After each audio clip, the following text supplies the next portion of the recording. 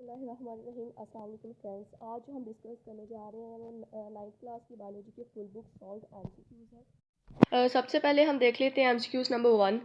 The animal which produce lost part with the process of regeneration is, यानी कि हमने उस एनिमल के बारे में बताना है जो अपनी बॉडी का कोई भी पार्ट अगर लूज़ कर लेता है, मतलब खो देता है, तो उसको रीजनरेशन की मदद से दोबारा कैसे उसको रीजनरेट कर लेता है। ऑप्शन नंबर ए है सी अर्चन, सेकंड पे आ जाता है सी लाइन, थर्ड है सी स्टार और फोर्थ नंबर पे है पैरामीशियन।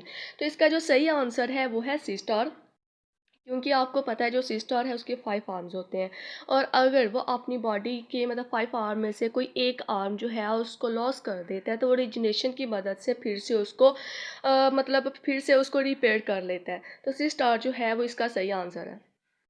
नंबर टू पे आ जाता है the example of the micro nutrients is, यानी कि हमने उस न्यूट्रिएंट्स का बारे में बताना है जो हमारी बॉडी के थोड़ी सी रिक्वायरमेंट्स जो होती हैं, मतलब हमारी बॉडी को थोड़ी सी अमाउंट में रिक्वायर्ड होता है। नंबर वन पे फॉस्फोरस है, सेकंड पे कैल्शियम, थर्ड पे सल्फर एंड फोर्थ नंबर पे आयरन आ जाता है। तो आयरन जो है वो राइट आंसर है, क्योंकि आयरन जो है ये हमारी बॉडी के अंदर छोटी सी मिकदार में प्रेजेंट होते हैं, इसलिए हम इसको माइक्रो न्यूट्रिएंट्स कहते हैं।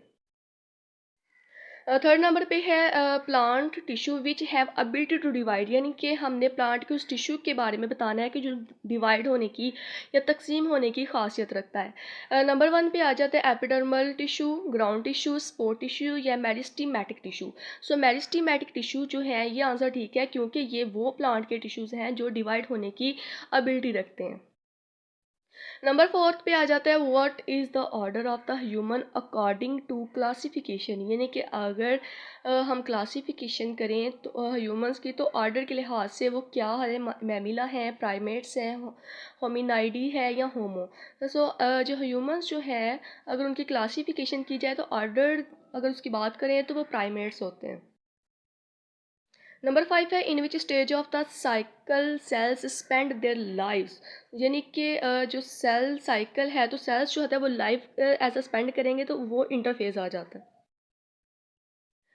Number six, nerve tissue is found in, जो नर्व टिश्यू होते हैं बेसिकली आपको पता है कि उन्होंने मैसेज का जो फंक्शन होता है उसको परफॉर्म करना होता है। तो नर्व टिश्यू जो है वो ब्रेन सेल में भी प्रेजेंट होते हैं, स्पाइनल कॉर्ड में भी प्रेजेंट होते हैं नर्वसिस। एंड जो इसका डी ऑप्शन है ऑल ए बी एंड सी, तो इसका ये राइट आंसर है, क्योंकि जो नर्व टिश्यू होते हैं वो इन तीनों में प्रेजेंट होते हैं।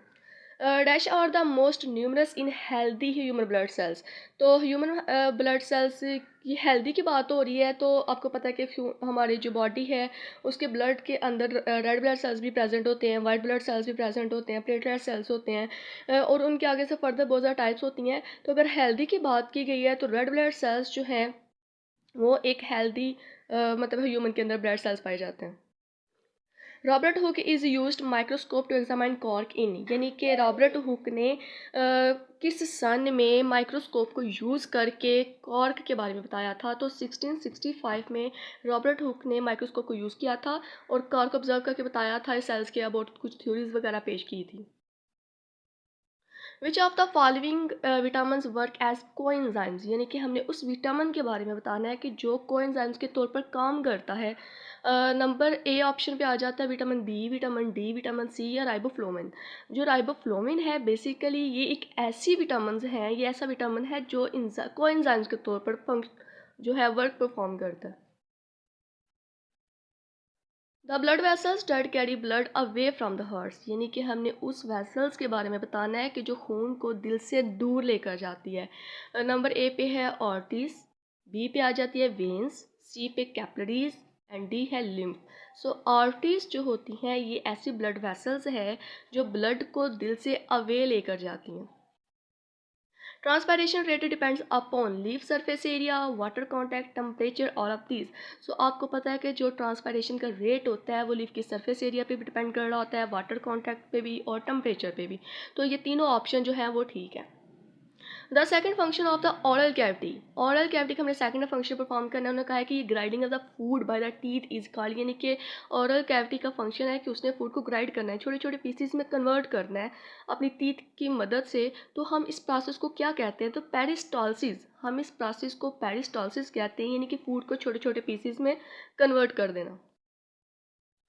13 MCQs हैं जी enzymes used for cleaning tensile, यानी कि वो एंजाइम जो एज अ क्लीनिंग के लिए एजेंट के लिए इस्तेमाल किया जाता है। तो अमाइलेज जो है ये एक ऐसा एंजाइम है जो एज अ क्लीनिंग एजेंट इस्तेमाल होता है। The greatest fuel energy for cellular respiration, glucose. Glucose जो है एक फ्यूल एनर्जी के तौर पे इस्तेमाल होता है सेलुलर रिस्पायरेशन में हमारी बॉडी में। The founder of the medicine, आपको पता है कि हम जो फाउंडर ऑफ मेडिसन थे वो बोअलीसीना थे, ठीक है। ये पहले साइंटिस्ट थे जिन्हें फाउंडर ऑफ मेडिसन कहा जाता है। विच प्रोटीन इज ब्लड क्लॉटिंग, यानी कि उस प्रोटीन के बारे में हमने बताना है जो ब्लड को क्लॉट करती है, खून को जमने देती है। एल्बुमिन, फाइब्रिनोजिन, ग्लोबिन या हेमोग्लोबिन। तो फाइब्रिनोजिन जो है वो एक ऐसी प्रोटीन है जो ब्लड को क्लॉट कर देती है, जमा देती है।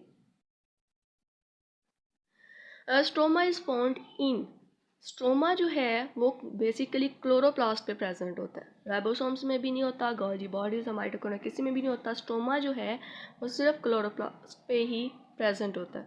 An example of the micronutrients, हमने जो एमसीक्यूज पहले प्रीवियस डिस्कस कर चुके हैं उसमें आयरन की बात थी, यहाँ पे जिंक है, ऑक्सीजन एंड नाइट्रोजन सल्फर। जो ऑक्सीजन नाइट्रोजन सल्फर है ये तो मैक्रोन्यूट्रिएंट्स में आ जाते हैं। सो जिंक जो है ये दूसरे नंबर पे आ जाता है, ऐसा न्यूट्रिएंट्स जो हमारी बॉडी में थोड़ी सी मिकदार में रिक्वायर्ड होता है हमारी बॉडी को। इन 1894 प्रपोज्ड लॉक एंड की मॉडल, ये भी सबसे मतलब बहुत ही ज़्यादा फेमस है कि लॉक एंड की मॉडल जो था वो एमल फिशर ने जो था पेश किया था 1894 में। Blood cancer is, blood cancer जो है उसको हम क्या कहते हैं, थैलेसीमिया। थैलेसीमिया तो आपको पता है ये वो बीमारी होती है जिसमें आयरन की कमी हो जाती है।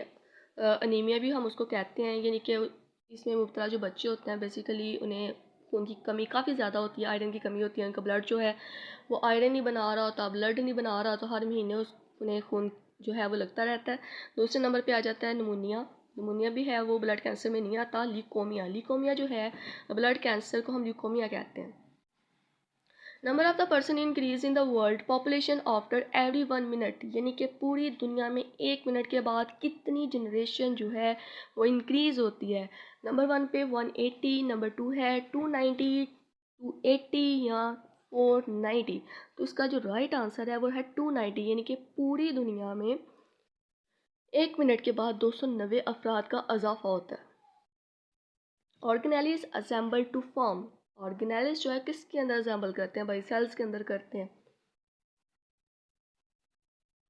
नेक्स्ट है जी dash is used in aerobic respiration, यहाँ पे बात एरोबिक की हो रही है यानी कि ऑक्सीजन की। तो एरोबिक रिस्पायरेशन यानी कि वो ऑर्गेनिज्म जो ऑक्सीजन को यूज़ करते हैं, तो इसमें आंसर भी ऑक्सीजन आएगा। अगर इन एरोबिक होते तो वो एनिमल्स जो होते हैं या ऑर्गेनिजम्स जो हैं वो ऑक्सीजन को यूज़ नहीं करते।